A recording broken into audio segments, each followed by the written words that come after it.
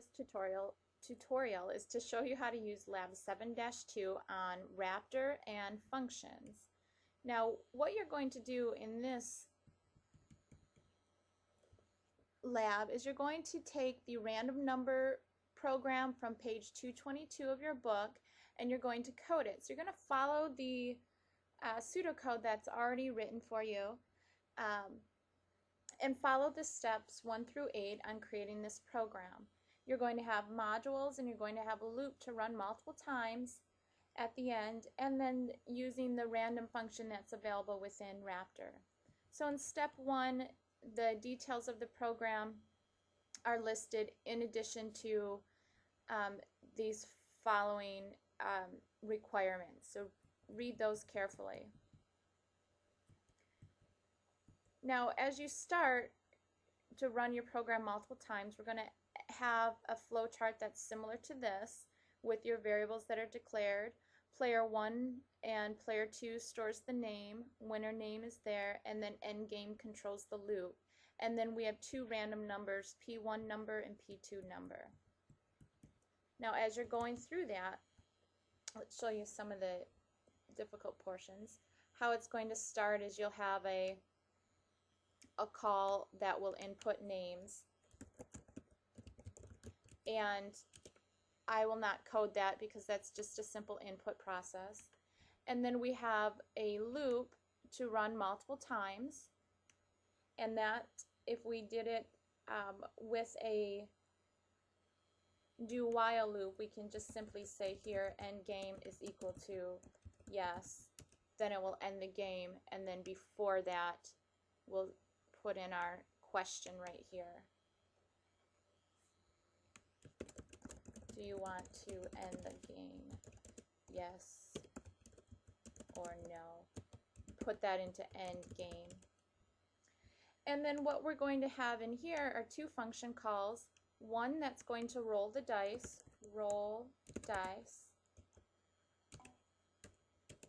Create a new tab for that. And then the last thing in main that we're going to have is a function call that will display our info. So that would just be an output statement. And again, follow the steps carefully to see what the program calls for. Now, in the roll dice module, this is where you're going to use the random function. Now, the first thing that we're going to do is we're going to have an assignment. We're going to have 2 assignment statements inside of here that will determine our random functions, our random numbers. Now, if you look at the code for that, how that's going to work is we're going to take a variable such as P1 number, and we're going to call a floor function. Now, floor accepts values. Now, you can just put in any value, or you can call the random code. And then we're going to multiply it by 6 because there's 6 numbers on the dice, and then we're going to add 1 to it to randomize it. And we'll close out our parentheses. Now, the same is going to happen here for our second player's number. So we'll have 2 calls to floor and random.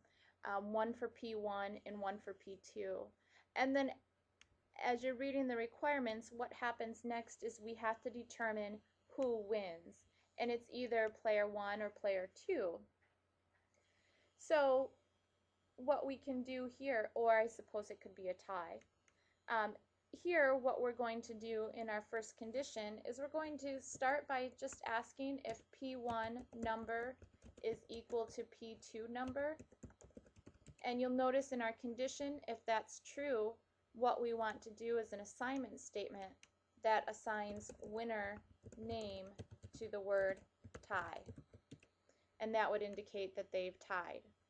Now here you can just have one condition that says if P1 number is greater than P2 number, then if that's true, what we're going to do is do an assignment statement that makes player 1's name the winner, and this one that makes player 2's name the winner.